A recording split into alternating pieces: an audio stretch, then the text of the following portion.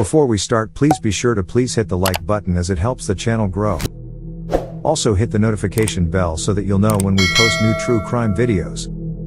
Now let's continue with part 2 of the Route 40 Delaware serial murders. Although the prosecution had the fiber evidence and DNA, their strongest case against Stephen Pennell was the defendant himself. His attorney Maurer decided to take a gamble and had his client testify how the blood and hair of the victims was found in his van. He told the jury how he picked up DeMoro, paid her $25 for oral sex, and then dropped her off, joking how she gave me $10 back. The jury were horrified and unnerved by his cold demeanor. Maurer would say of his client's testimony, "It was as fine a piece of testifying as I've ever seen. He explained everything. Where he got slaughtered was his demeanor. He had these cold, dark eyes that didn't move around a lot. I tried to work with him, but people are who they are." The state prosecutor agreed. "The way he described DeMoro was so cold," said Jennings. "He talked about her like she was some piece of garbage he could just throw away. I think that hurt him in front of the jury." Despite his unlikable performance on the stand, the jury were still struggling with the 3 murder charges, and spent 8 days reviewing the evidence, which would be the longest deliberation in Delaware legal history. Maurer shared his feelings about the wait. "I was going through anguish each day," he says. "I thought it was going to be a quick verdict and he'd be convicted in 2 days. As each day passed, I thought maybe we got something going." The jury finally reached a verdict on November 23, 1989, Thanksgiving Day. Jennings, Maurer and Peter Latong of the Attorney General's office abandoned their holiday plans as a terrible snowstorm settled over the region, so they could learn of Pennell's fate. As everyone re-entered the courtroom, Judge Gebeline recalled, "It was a little surreal being in the courtroom. The thought was that the jury should have been done before Thanksgiving. If they were sequestered any longer, they wouldn't have been able to go home to their families." The jury foreman returned a guilty verdict, and Pennell was convicted of murdering Ellis and DeMoro. Whilst the jury were deadlocked on the Gordon case, Maurer explained, "In retrospect, it was probably the correct verdict." He concedes, "There was just too much evidence that he had to explain." A bouquet of flowers arrived on Jennings' desk. Shortly after the verdict, the card read, "From the women of Route 40, you made us feel like human beings." The jury was also deadlocked on the death penalty, and in 1990 Pennell was sentenced to 2 life terms. A lengthy appeals process followed, with Maurer alleging that the fiber seizure was unconstitutional. Amongst other things, based on the new evidence, the state responded by indicting Pennell for the murder of Meyer and Gordon. Pennell made the unusual request of proceeding without an attorney, a motion which was granted. In a move that shocked the nation, Pennell pled no contest to the 2 murders and asked the Superior Court to sentence him to death, but he refused to confess. Gebeline said, "I've never seen so many twists and turns in one case." While in prison in 1991, Pennell was subject to a psychiatric evaluation which was submitted to the Delaware Supreme Court. It cleared Pennell of psychosis, depression and paranoia, and also described him as a pleasant, attractive, friendly 33-year-old man who related well to the examiner. Maurer also expressed his own opinion of his client. "His acts were unspeakable, but it's hard to connect the Stephen Pennell I got to know with the person who committed these horrific crimes." The psychiatric evaluations never diagnosed him with any mental health issues. A hearing was held to determine if he should be spared capital punishment, and Pennell delivered a terse and eloquent argument in favor of his own death. In a speech filled with biblical quotes, "The law was developed from one book, and it's that book I quote from," he said. In Numbers, chapter 35, verse 30, "Whoever kills a person, the person shall be put to death." Also, in Genesis, chapter 9, verse 6, "Whoever sheds man's blood by man, his blood shall be shed." He added, "This court has found me guilty on the testimony of witnesses, so I ask that the sentence be death as said by the state's laws and God's laws. That's all I have to say." In a highly unusual situation, Pennell had refused to admit guilt but demanded to be executed for the crimes. On Halloween 1991, he was sentenced to death. As was standard legal procedure under Delaware law, all such cases are automatically appealed to the state Supreme Court. On February 11, 1992, he appeared before the 5-judge court to request his own execution, but still refused to admit guilt. He remains the only person to represent himself before the state Supreme Court, and the only one to ask for death. Former Supreme Court Justice Andrew Moore, who heard Pennell's argument, said, "The most amazing thing was that he spoke about the crimes in the third person. He never once used the first person. It was a strange